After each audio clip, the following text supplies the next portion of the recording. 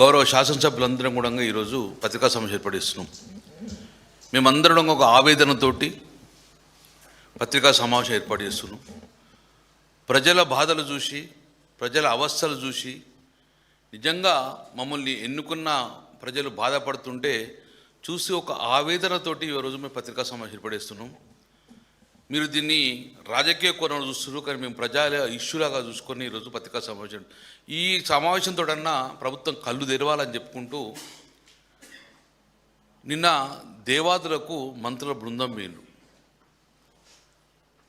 నేను సూటిగా ప్రభుత్వం రేవంత్ రెడ్డి ప్రభుత్వం అడుగుతున్నా, ఇంత జరుగుతుంది, ఉత్తర తెలంగాణలో ముఖ్యంగా కరీంనగర్ మొత్తం పంటలు ఎండిపోతున్నాయి, పంటలతో పాటు తాగునీరుకి ఇబ్బంది అవుతుంది, మేజర్ కార్పొరేషన్కు తాగునీరుకి ఇబ్బంది అవుతుంది.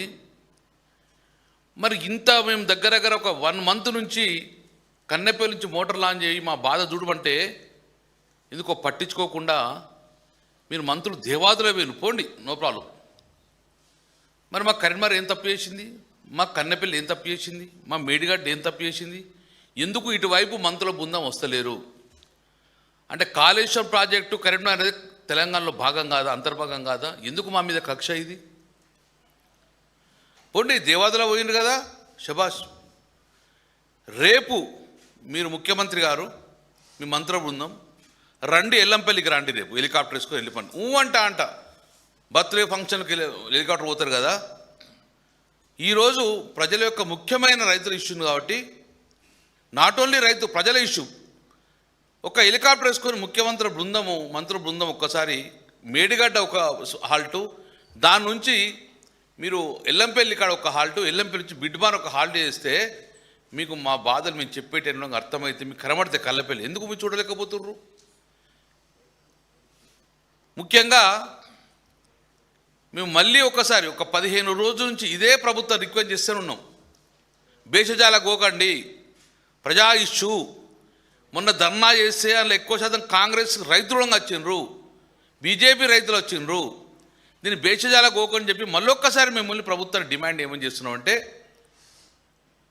కాళేశ్వరం మేడిగడ్డ భూమి పునాది అప్పుడు నేను ఎమ్మెల్యేగా ఉన్నా, మేడిగడ్డకు కేసీఆర్ గారితోటి పాటు మేడిగడ్డ భూమి పూజ అప్పుడంగా నేను శాసనసభ్యుని, మేడిగడ్డ కంప్లీట్ అయిన తర్వాత నేను ఎమ్మెల్యేగా ఉన్నా. దాని తర్వాత మొట్టమొదటి నీళ్లు మేడిగడ్డ నుంచి ఎత్తిపోసిన తర్వాత ఫస్ట్ నీళ్లు బయటకు వచ్చింది స్లూస్ ద్వారా వచ్చింది, ఆచంపల్లి స్లూస్. మేడిగడ్డ గడ్డ ఎత్తిన నీళ్లు ఆచంపల్లి స్లూస్ ద్వారా 10 గ్రామాలకు నీళ్ళు ఇచ్చినాం. అప్పుడు నేను ఎమ్మెల్యేగా ఉన్నా. ఫస్ట్ నుంచి నేను ఉండబట్టి నాకు అవగాహన ఉంది. కాబట్టి ముఖ్యమంత్రి గారు మీరు 93 ఫ్లో ఉంటేనే మీకు అక్కడ కన్నెపల్లి నీళ్ళు మోటార్ ఆన్ చేయొచ్చు, 97 నడుస్తున్నాయి ఫ్లో. నేనేమంటున్నా, ఒక్కసారి మీ బృందాన్ని పంపిండి, మేము వస్తాం, మా ముందట మీరు మోటార్ లాంచ్ చేసే అవకాశం ఉంటుంది, దయచేసి మీరు పంపండి. మీరు అన్నారు కదా మేడిగడ్డ మీరు రిపేర్ చేయమన్నామని, మీరు మేడిగడ్డ రిపేర్ చేయకున్నా పర్లేదు, కిందికి ఫ్లో వాటర్ పోతున్నా మంచి, రోజు ఒక 9 TMC నీళ్ళు పోయినా పర్లేదు, మాకు ఇబ్బంది లేదు. కానీ ఆ మేడిగడ్డ రిపేర్ చేయకున్నా, మేడిగడ్డ కదా వాటర్ అరేంజ్ చేయకున్నా, కన్నెపల్లి పంపు కూడా ఫ్లో ఉన్నది, కన్నెపల్లి పంపు కూడా మోటార్ లాంచ్ చేయండి. అన్నారంలో నింపకండి, అన్నారం నింపితే భద్రాచలం కూలిపోతుంది అంటారు కదా, మునిగిపోతుంది అంటారు కదా. అన్నారంలో నింపడం లేదు, అన్నారంలో వేసుకుంటూ సుందిళ్లకు మళ్ళీ లిఫ్ట్ చేసుకుంటూ సుందిళ్ళ నుంచి మీరు ఎల్లంపల్లి దాకా నీళ్ళు తీసుకురండి. ఇదక్కడ ఒక పని చేయండి, మేము మీ ఎంబడి వస్తాం, మీరు మమ్మల్ని నమ్మనండి, మేము వస్తాం. ఒకవేళ మీరు తప్పు చెప్తే గిట్ట ప్రజల ముందు మమ్మల్ని దోషిగా పెట్టండి. కానీ మీరు ఎల్లంపల్లికి మరియు కన్నెపల్లి పంపుకు మీ మంత్రుల బృందాన్ని పంపండి, ఇంజనీర్లను. ఒక్కటి మాత్రం చెప్తున్నాం, ఈరోజు మిడ్మానర్ ఎండిపోయింది. మిడ్మానర్ ఎల్లంపల్లి నుంచి మిడ్మానర్ 2 రూట్లో వరదకాల్లో ఎన్నో స్లూస్ ఉన్నాయి, 100 స్లూస్ ఉన్నాయి. ఆ రైతాంగా మొత్తం కూడా రైతు పంట వేసే పరిస్థితి లేదు. అక్కడ నుంచి మిడ్మానర్ నుంచి ఎల్ఎండికి వచ్చే నీళ్ళు రాక ఎల్ఎండిలో ఇప్పుడు 5.3 TMC నీళ్ళు ఉన్నాయి. అందులో 3 TMC మాత్రం డెడ్ స్టోరేజ్, అంటే ఉన్నది 2 TMCలే. ఇప్పటికీ బూస్టర్ పంపులు ఆన్ చేస్తున్నాం కరీంనగర్ నగరానికి. 15-20 రోజుల తర్వాత ఎవాపరేషన్ లాస్ వలన ఆ బూస్టర్ పంప్లో కూడా నీళ్ళు అందే పరిస్థితి లేదు. తాగునీరు కూడా ఇబ్బంది అవుతుంది.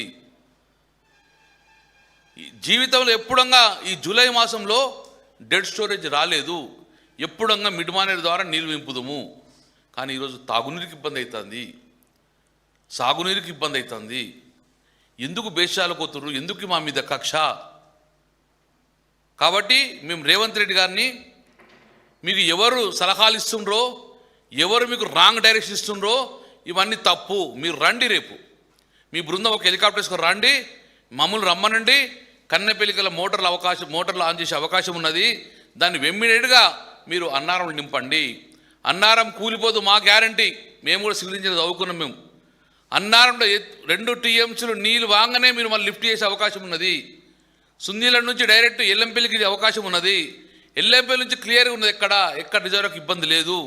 కాబట్టి ఎక్కడన్నా అన్నారంలో కూలిపోతే మేమే బాధ్యత వహిస్తాం. కాబట్టి ప్రజలకు, రైతులకు ఇబ్బంది చేయకండి. రైతాంగాన్ని మొగులకే చూస్తున్నారు, ఆకాశం వైపు చూస్తున్న వర్షం వస్తా అని. ఎల్లిలో ఉంటుంది చెప్పినా కూడా ఇప్పుడు రైతులు పంట వేసే పరిస్థితి లేదు. దయచేసి చెప్తున్నాను, బేసిజాల పోకండి. రైతులు చాలా ఇబ్బందులు ఉన్నారు, ప్రజలు ఇబ్బంది ఉన్నారు. మేము ఎండాకాలం మండు టెండల్లో కరీంనగర్ నగరంలో కేటీ రామారావు గారు ఛాన్స్ చేశారు. కరీంనగర్ నగరంలో ప్రతిరోజు వాటర్ ఇచ్చిన ఏకైక కార్పొరేషన్. డైలీ వాటర్ పేరు మీద కరీంనగర్ నగరంలో మేము డైలీ వాటర్ ఇచ్చినాం. సౌత్ ఇండియాలోనే ప్రప్రథంగా కరీంనగర్ కార్పొరేషన్లో ఒక 5 డివిజన్లకు 24/7 అంటే 24 గంటలు నీళ్ళు ఇచ్చినాం. ఎప్పుడు నల్ల ఇప్పితే అప్పుడు నల్ల వచ్చే విధంగా పైలట్ ప్రాజెక్ట్ చేసినాం 24/7. ఎందుకంటే సోర్స్ ఆఫ్ వాటర్ ఎల్ఎండిలో బాగుండే. కానీ ఈరోజు డైలీ వాటర్ వేయింది, 24/7 వేయింది. 2 రోజులకోసారి నీళ్ళు ఇచ్చి అది కూడా మడ్ వాటర్ ఇచ్చే పరిస్థితి వచ్చింది కరీంనగర్ నగరాన్ని. మా గొంతులు ఎండిపోతున్నాయి. మేము ఆవేదనతో మాట్లాడుతున్నాం, మా గొంతులు ఎండిపోతున్నాయి, మా పంటలు ఎండిపోతున్నాయి. మా పంటలను పండించే పరిస్థితి లేదు. కాబట్టి ఇమ్మీడియట్గా బేసిజాలు పోకండి. మా రైతాంగాన్ని బాధలు చూసి ఇమ్మీడియట్గా మీ మంత్రుల బృందము మీరు వచ్చి కన్నెపల్లి విజిట్ చేసి అక్కడ నీళ్ళ అవకాశం ఉంటేనే మోటార్ లాంచ్ చేయండి. నీళ్ళ అవకాశం ఉన్నది, మీరు మోటార్ లాంచ్ చేసే అవకాశం ఉన్నది. ఎవరి మాట వినకుండ్రి. మేము శాసనసభలో అందరూ చెప్తున్నాము, ఒక్క స్విచ్ ఆన్ చేస్తే మా ఎల్ఎండిలో నీళ్ళు పడతాయి, ఒక స్విచ్ ఆన్ చేస్తే మా మిడ్మానర్ నీళ్ళు వస్తాయి. ఆ విధంగా ఆలోచించమని చెప్పేసి ముఖ్యమంత్రి గారికి, వారి మంత్రి బృందాన్ని కూడా మరొక్కసారి మరో దేవాదులే కాదు, మా ఎల్లంపల్లి, మా కన్నెపల్లి సందర్శించని చెప్పి మా యొక్క గౌరవ శాసనసభ బృందం మీ కాంగ్రెస్ పార్టీని మరియు మీ మంత్రుల్ని, ముఖ్యమంత్రి డిమాండ్ చేస్తున్నాం.